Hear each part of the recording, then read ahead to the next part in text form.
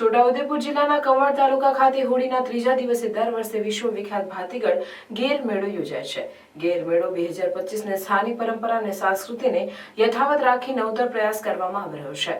આ પ્રયાસ અંગે લોકોમાં જાગૃતિ લાવવા માટે જિલ્લા વહીવટીતંત્ર દ્વારા સાયકલ રેલીનું આયોજન કરવામાં આવ્યું હતું.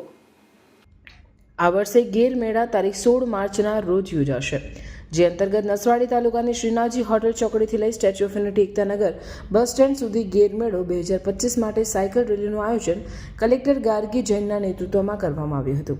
કલેક્ટર જાતે સાયકલ રેલીમાં જોડાયા હતા. સાથે છોટાઉદેપુર વહીવટીતંત્ર તેમજ છોટાઉદેપુર પોલીસ અધિક્ષક ઇમ્તિયાઝ શેખ, જિલ્લા વિકાસ અધિકારી તેમજ કર્મચારીઓ સાયકલ રેલીમાં જોડાઈ એકતાનગર સુધી સાયકલ દ્વારા પહોંચી ગેરના મેળાનો પ્રચાર પ્રસાર કર્યો હતો. 16મી તારીખે સન્ડે આપણા ગેરના મેળાના આયોજન કવાંટ ખાતે છે. તો એના પ્રચાર માટે બધા લોકોને ખબર પડે કે ગેરના જે મેળા છે એમાં આપણે આવવાના છે અને જે આપણી બધી ટ્રાઇબલ પોપ્યુલેશન છે એમની શિશુ વિડીયો છે, કેવી રીતે આ લોકો આપણી લાઈફ વ્યતીત કરે છે, એમના ફેસ્ટિવલ ફેર કેવી રીતના હોય છે, આ જાણવા માટે આ ગેરના મેળા દર વર્ષે થાય છે અને આ વર્ષે પણ એમની રીતે આ લોકો આયોજન રહ્યા છીએ.